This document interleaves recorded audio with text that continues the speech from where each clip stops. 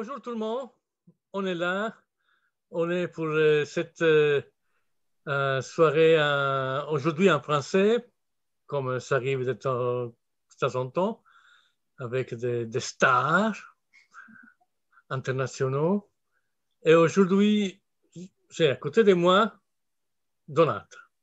Bonjour. Notre hôte, qui on ne le voit pas encore, c'est une très jeune actrice artiste, mais on va un petit peu découvrir. Et, mais oui, d'abord, on va la présenter. Elle s'appelle Myrna Davok. Bonjour, je m'appelle Myrna. Merci de m'avoir chez vous. c'est notre plaisir que tu as dit oui, parce que tu n'es pas ni en Italie, ni en Belgique, ni en Allemagne. Tu es où? Alors, je suis à New York. Oh là là, c'est une toute j'arrive. petite... Alors, je suis à New York et ça fait 10 ans que j'habite aux États-Unis. En fait, j'étais en train de penser, ça fait presque 11 ans. Oh, comment c'est passé tellement vite. Et avant, j'étais au Connecticut à l'université. Et puis, je suis venue à New York tout de suite. J'ai passé 3 ans à travailler et à faire des cours dans un conservatoire. Et après, j'ai été acceptée dans l'école de mes rêves, qui est l'Actor Studio. Et c'était un master de 3 ans que j'ai terminé en mai 2020. Donc, ça fait presque un an. Magnifique. Mais quel est ce qui t'a poussé à faire du théâtre, du cinéma, comment on commence? Alors, vraiment, c'est incroyable, hein, mais depuis que j'ai 6 ans, je veux faire que ça. Tu vois, je me rappelle quand j'avais 6 ans et que j'habitais encore en Belgique, j'habitais à Bruxelles, et je regardais les films à la télé, tu vois, et ça me faisait rêver. Ça me faisait rêver, j'imaginais qu'il y avait plein de belles choses qui allaient arriver. J'avais envie de faire sentir aux gens qui me regardent ce que moi je sentais en regardant les films. Tu vois, leur donner de l'espoir, les faire rêver. Ça a commencé comme ça, quand j'avais 6 ans. Et alors, au début, personne ne me prenait au sérieux parce qu'attends, j'avais 6 ans et je disais, je veux être actrice. Je marchais partout dans la maison. Alors, maman et papa, bon, c'est très bien, c'est très bien. tu, tu feras ça à côté de ce que tu feras en vrai, comme métier, quoi. Parce que ça ne paye pas les factures. Et puis, euh, et puis en grandissant, vraiment, c'était toujours là. C'était toujours là, ce rêve de jouer, d'être sur scène et de continuer à faire rêver les gens. Alors, quand j'étais à l'école, dans la même école que Donata, dès qu'on pouvait, on était dans la pièce, quoi. On était dans des pièces, on répétait. Et ça, déjà, je sentais combien j'aimais tout ça. Et puis, quand j'ai terminé les secondaires, euh, je sentais qu'il n'y avait rien d'autre que je savais faire. Tu vois, j'étais là, même si je veux faire autre chose, je peux pas. C'était pas possible. Alors, je suis venue ici aux États-Unis, au Connecticut, et j'ai fait une licence, enfin un bachelier de 3 ans en théâtre aussi, tu vois, en théâtre et en littérature. Et ça restait tout le temps. Ça restait tout le temps en moi. C'était ou bien je tournais autour parce que j'avais trop peur de me lancer, tu vois, je tournais autour. Donc je faisais de l'écriture, je faisais toujours pour dire que j'étais autour, quoi. Et puis, au bout d'un moment, j'en avais marre de ne pas faire ça vraiment. Tu vois, j'étais presque, je tapais du poing sur la table, j'ai besoin de faire ça. Je veux travailler très très dur, mais dans ça. Et voilà, c'est juste resté, tu vois, c'est resté. Et puis, mon oncle, Carlos, qui est un acteur à Paris, le frère de ma maman, lui, c'était aussi un exemple que tu peux y arriver, quoi. Ah bon, Alors, c'est-à-dire, il y a quelqu'un dans ta famille qui fait déjà, elle a fait déjà ce choix d'aller vers l'art du théâtre, du cinéma. Ouais. Et lui aussi, ses parents ne l'encourageaient pas. Ils voulaient qu'il fasse médecine, alors il a fait dentisterie, il a eu son diplôme avec mention. Mais dès qu'il a fini, il a dit maintenant je fais ce que moi je veux. Et il est rentré au conservatoire à Strasbourg. Et voilà. Donc ouais. Lui, il a fait ce choix. Et tu as joué dans des pièces de théâtre en anglais, mais aussi en français, n'est-ce pas? Oui. Alors, en anglais, évidemment, ici, parce qu'il y a eu toutes les pièces de théâtre au conservatoire où j'étais, et puis le conservatoire, et puis le master que j'ai fait à l'Actor Studio. Là, on a joué dans des pièces en anglais. Et j'ai joué dans une pièce que moi j'ai écrite ici à New York, que j'ai appelée No Friends, pas d'amis, qui parlait de mon expérience quand je suis venue aux États-Unis et je comprenais tout de travers. Parce que les expressions américaines, je les comprenais mot pour mot. Je ne les comprenais pas dans le sens comme il fallait, quoi. Alors j'avais écrit une petite pièce de théâtre et j'ai eu la chance qu'elle soit produite dans un théâtre ici, il y a 1 an exactement. Et puis, il y a 2 étés, j'ai été prise dans une pièce de théâtre à Paris, en fait à Montreuil, un peu en dehors. Et c'était super, super intéressant. Donc là, c'était la première fois que j'ai joué en français. Et ce qui était très drôle, c'est que même si je parle mieux français qu'anglais, enfin, c'est beaucoup plus ma langue, j'ai grandi en parlant français, c'était plus dur de mémoriser en français parce que j'avais pas l'habitude. Tu vois, c'était plus difficile, même si c'est le français, mais plus facile, tu vois. Tu as aussi eu l'occasion de faire du doublage, n'est-ce Ouais. pas? Alors ça, c'est très sympa parce que je croyais que ça allait être facile, mais pas du tout. Et ici, j'ai eu l'occasion de faire la voix off dans des petits documentaires en anglais et en français. Et j'ai eu l'occasion aussi de faire un doublage de voix en anglais, mais il voulait un accent français. Donc j'ai parlé avec un accent français très exagéré en anglais. J'ai exagéré mon accent, quoi. Il n'est pas aussi fort d'habitude, j'espère. Et c'était pour un film en anglais où il considérait que l'actrice américaine n'avait pas fait un accent assez convaincant, quoi. Alors je devais dire le texte en synchronisant avec ses lèvres. Mais alors ça allait vite pour moi et comme j'étais un peu stressée au début, je disais n'importe quoi, tu vois. Je me trompais de mots, alors il fallait recommencer, tu vois. C'était voilà, c'était marrant. Et ton rêve, c'est plutôt le théâtre ou le cinéma? Les deux. Les deux. Avant, c'était le théâtre. Théâtre, c'était la scène, quoi. C'était. D'ailleurs, je préférais aller au théâtre voir des pièces qu'aller au cinéma. C'était ça qui m'attirait vraiment, vraiment.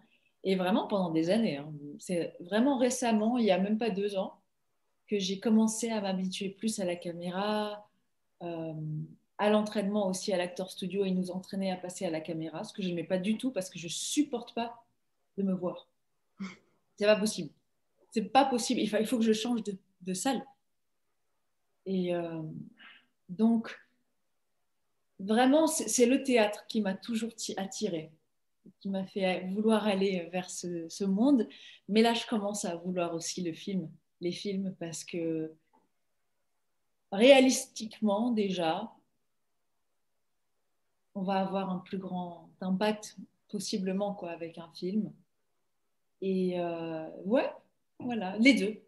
Les deux. Mais je me suis toujours demandé comment on fait pour transmettre des émotions Ouais. quand on est face à une caméra et que, par exemple, tu n'as pas nécessairement l'autre interlocuteur devant toi, mais À la c'est trop de caméra. trucs. T'as raison, c'est beaucoup, beaucoup de. C'est vraiment. Ça, c'est un conseil que Carlos m'a donné, mon oncle Carlos, que la caméra, c'est ton ami. Tu vois, c'est pas un ennemi, ce qui est pas facile.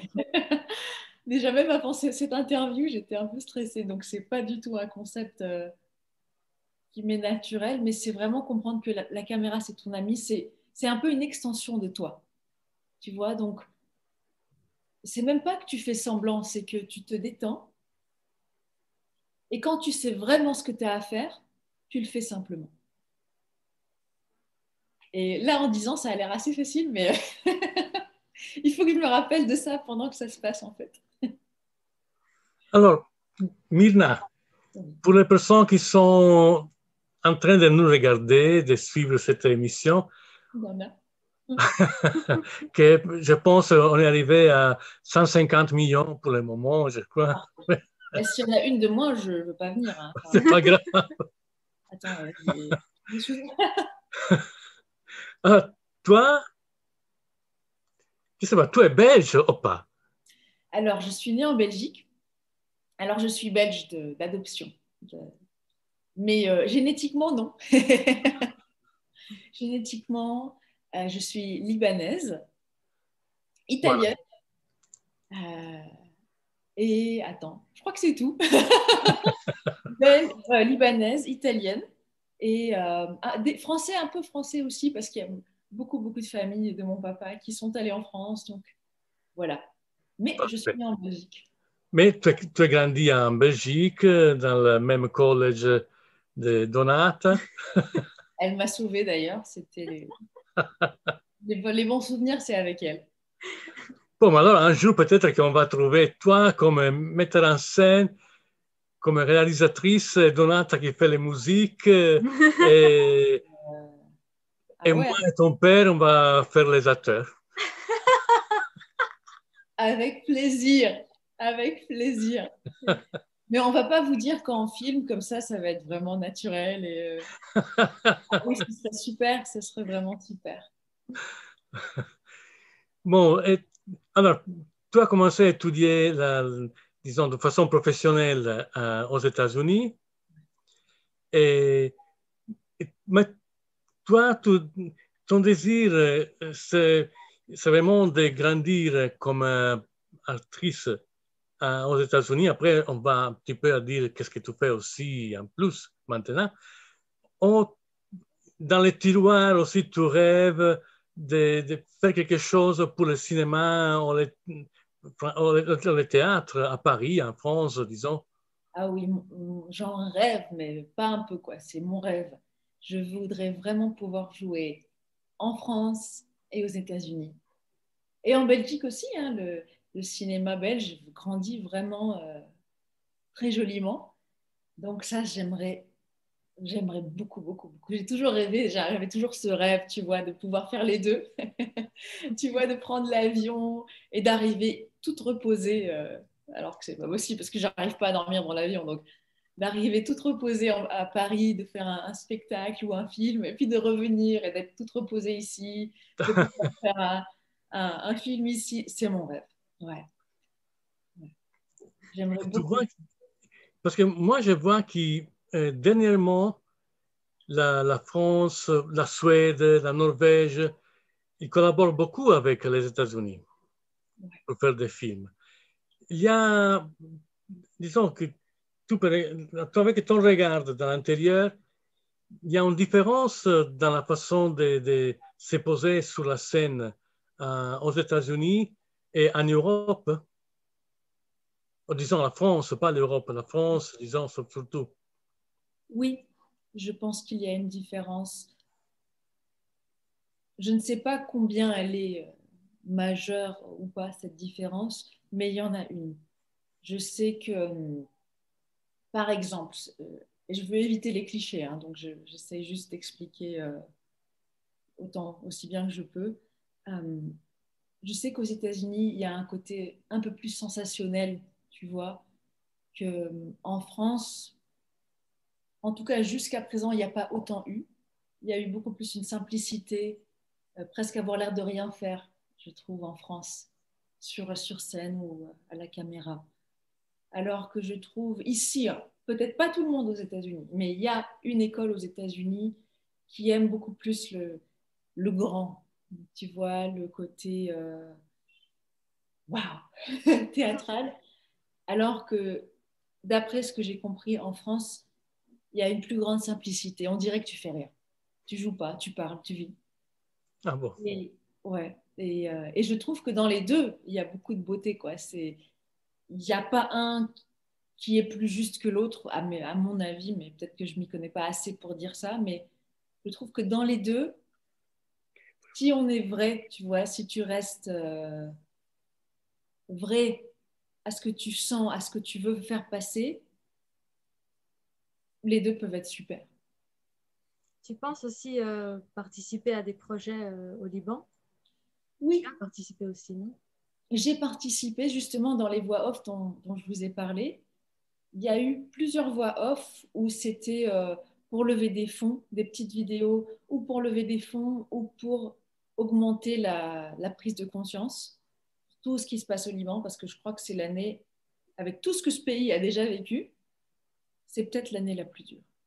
Voilà. Avec tout ce que le pays a déjà vécu, la guerre, mes parents sont partis à cause de la guerre, et ma mère et moi et mes cousins, on a tous failli mourir quand j'avais 6 mois, dans le jour le plus dur de la guerre au Liban, parce que ma mère m'avait emmenée pour me présenter à ma grand-mère Yvonne euh, et à ma famille là-bas, et on est resté coincés sous les bombes.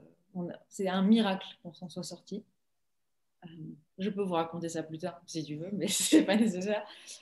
Et oui, du coup, j'ai participé dans plusieurs fois des galas, entre autres pour lever les fonds pour aider le Liban, et des vidéos pour augmenter la prise de conscience et pour montrer ce que certaines ONG font pour le Liban. Voilà, c'était pour expliquer aux sponsors ce qu'ils font.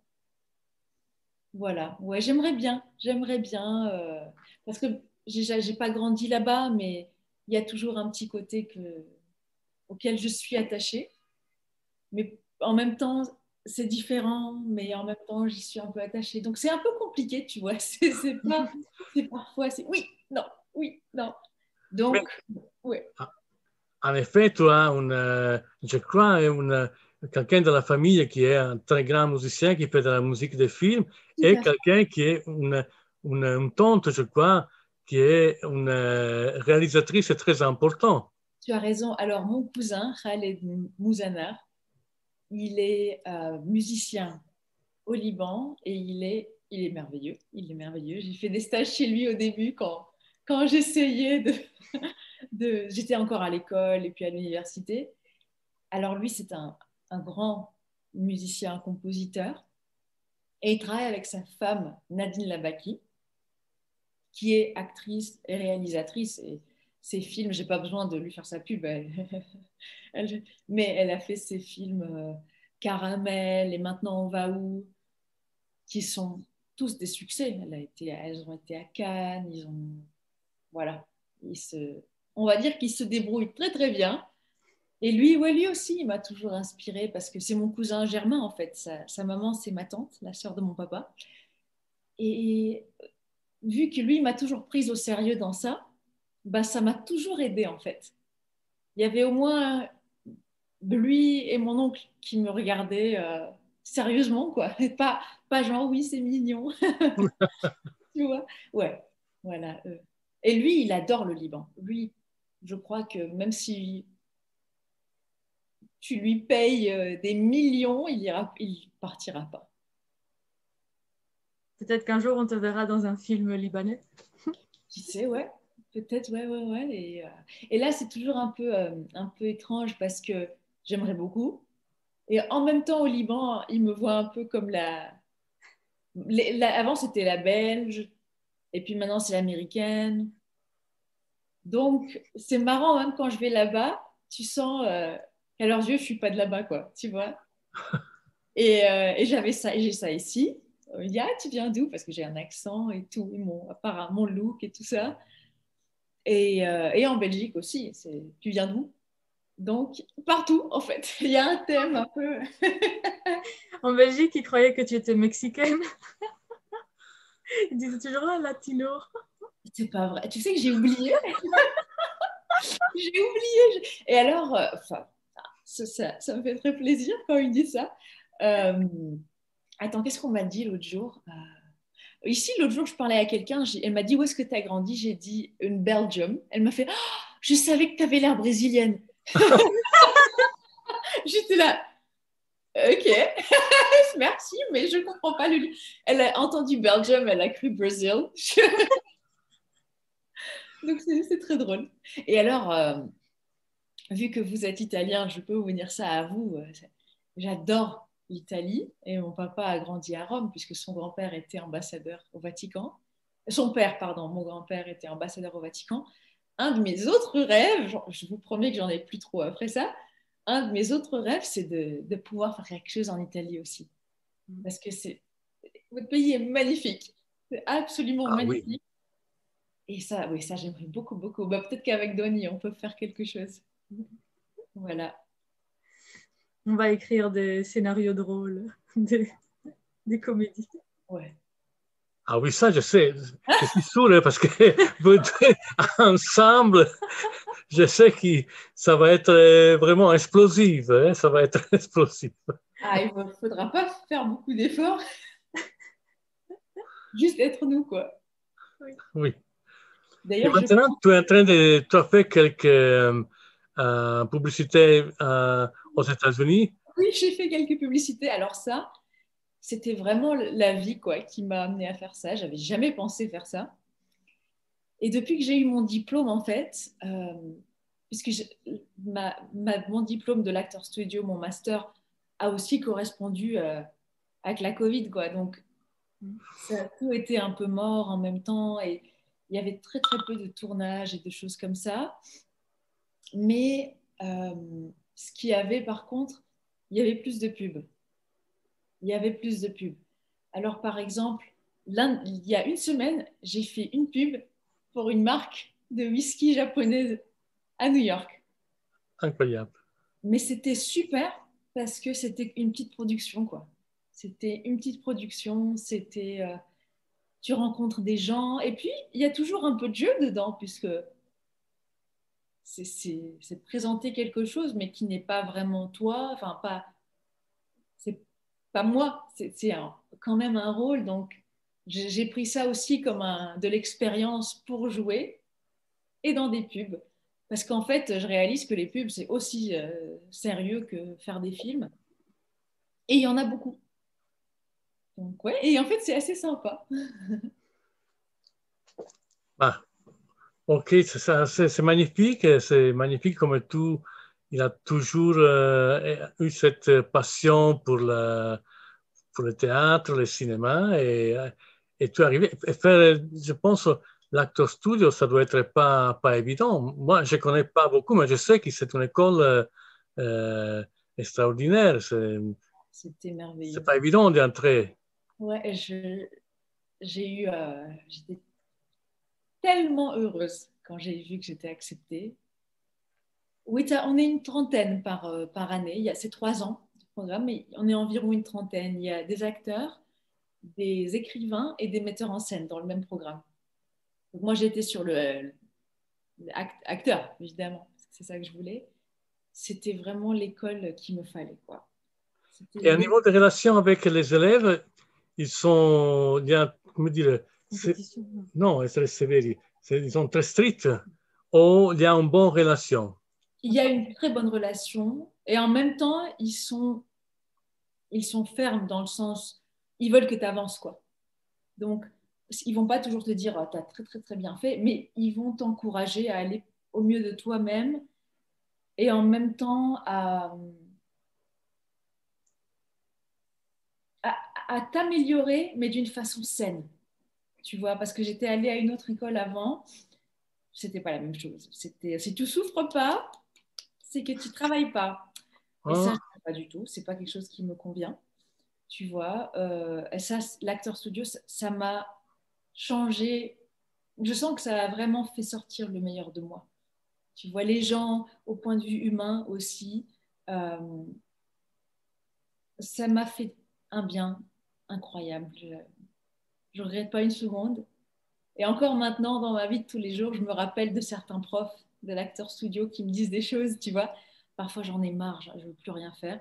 Et la voix d'un de mes profs préférés me dit, quand vous voulez vous arrêter, c'est votre tête qui vous dit que vous ne pouvez plus. En fait, votre corps, il pourrait continuer encore des heures. Et Très bien. Des choses comme ça, c'est des choses dont temps, je... le temps est presque terminé. Et alors, c'est Donata, il a encore une petite question. Mais moi, je voudrais te demander une chose. Tu as eu l'occasion de rencontrer ceux qui nous on nomme comme des stars, je ne sais pas, Al Pacino, Brad Pitt, autre chose comme ça. Et quelle est l'impression, qu'est-ce qu'ils ont donné comme si c'était une rencontre intéressante, utile, ou ils sont seulement passés comme ça et c'est tout? Alors, justement, une des choses avec l'Actor Studio, une des chances incroyables, c'est que des anciens de cette école venaient nous voir. Un ancien de cette école, c'est Bradley Cooper. Alors, je vous dis pas quand je l'ai vu, bien sûr que c'est trop bizarre de le voir en vrai.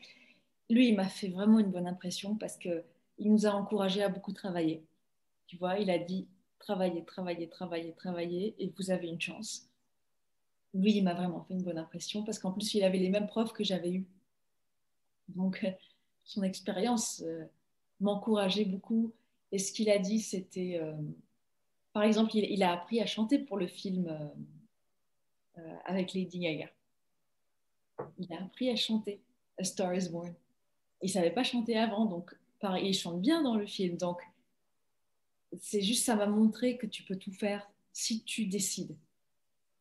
Et donc, lui, il m'a fait une bonne impression. Al Pacino, il est venu. On était tout près de lui aussi. Il était vraiment relax. Il était chez lui, quoi, sur scène. Et il m'a fait une bonne impression, ouais. Il m'a fait une bonne impression. Tout aussi différent, pas la même chose. Moins avec des conseils, mais en nous racontant plus des histoires et en montrant combien il est chez lui, quoi, sur scène. Qui y a eu d'autres Pedro Pascal est venu. Lui aussi, j'ai bien aimé. Ted Danson. Je ne sais pas si tu vois. Celui de The Good Place. Lui, il était vraiment trop sympa. Ils étaient tous très sympas, en fait. C'était chacun une expérience différente. Et en même temps, comprendre un peu comment... c'est des gens, quoi. Tu vois, ils sont là, mais ils sont à un endroit que presque tout le monde admire, etc. Mais c'est des gens comme tout le monde. Ils nous racontaient des fois où ils n'avaient pas d'argent. Oui, pas tous, mais certains devaient dormir dans la rue parfois. Ils se sont fait décourager, tu vois. Et ça m'a fait un bien fou parce que il y a plein de gens qui essayent toujours de te décourager. Il y a des gens merveilleux et il y a toujours des gens qui essayent de te décourager. Et entendre ça m'a juste fait comprendre que voilà, c'est comme ça. C'est pas mon problème en fait. Et j'ai le droit d'aller de l'avant, même s'il y a quelqu'un qui essaye ou bien de me mettre des bâtons dans les roues, ou bien moi j'aimerais bien que quelqu'un être plus proche de quelqu'un, mais c'est pas le cas. C'est pas important. Il faut se concentrer sur soi et s'améliorer. Voilà, c'est ça. C'est ça le message que j'ai eu de tous en fait. Ouais, c'est magnifique. Et je suis sûre que tu auras une carrière fructueuse parce que tu es merveilleuse, tu es super drôle. Et tu l'as dedans, ce besoin d'exprimer aux autres personnes, de donner de l'espoir, d'encourager. Et ça se ressent. Merci beaucoup. Merci. En plus de ça, ce n'est pas un mérite à toi. Toi, es très belle. C'est le mérite de ta mère et ton père, je crois. Merci. Et avec vraiment, toi, quelque chose, vraiment, un visage, je ne sais pas comment dire, mais vraiment qui buca lo schermo. Je ne sais pas comment dire. Qui marque l'écran, comment on dit. Et alors, tous nos meilleurs vœux pour ta carrière, et qui soit vraiment la meilleure. Merci beaucoup, beaucoup. Et le jour que tu vas retirer un Oscar, j'espère que tu vas nous inviter. Alors, j'espère que quand Doni sera encore plus connue avec le chant, elle ne va pas m'oublier. Impossible. Mais merci infiniment, vraiment. C'était un honneur pour moi. Et alors, écoute, cette émission, comme tu sais, c'est une émission qui va un peu partout parce qu'on a fait des choses en anglais, des choses en italien, en français.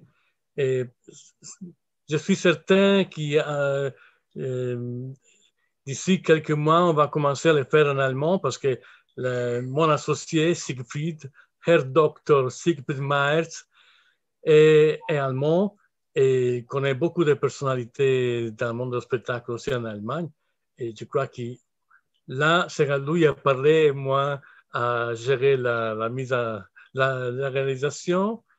C'est-à-dire, alors, si tu as quelqu'un que tu connais, que tu admires, qui a envie d'être interviewé dans notre émission Covid Concerto, pas de problème. Nous, on est ouvert.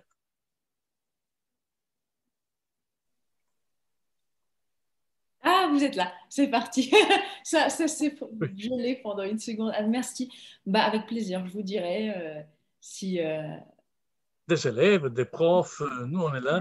On on a fait aussi des émissions avec des Indiens, de Pondicherry ou du New Delhi. C'est très intéressant pour pouvoir être ouvert, vraiment. Ils étaient en Inde quand vous Oui, oui, faisiez. oui, oui, oui. Ah, c'est génial. Oui. Non, c'est vrai qu'on va chercher d'ouvrir un peu partout. Et du moment, on a découvert qu'il n'y a pas de frontières parce qu'on a vu que les virus ne s'arrêtent pas à la douane, ils passent.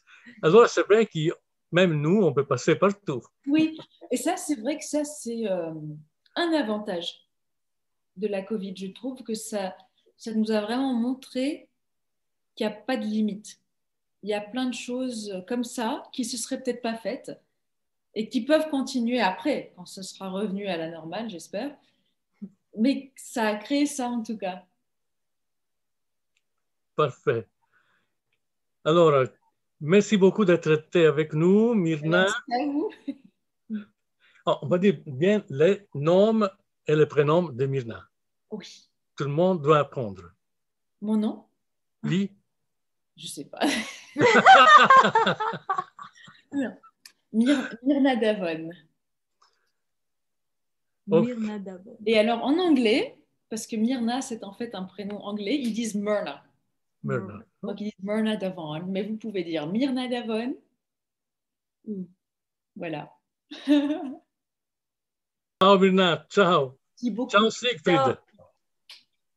Au revoir, merci.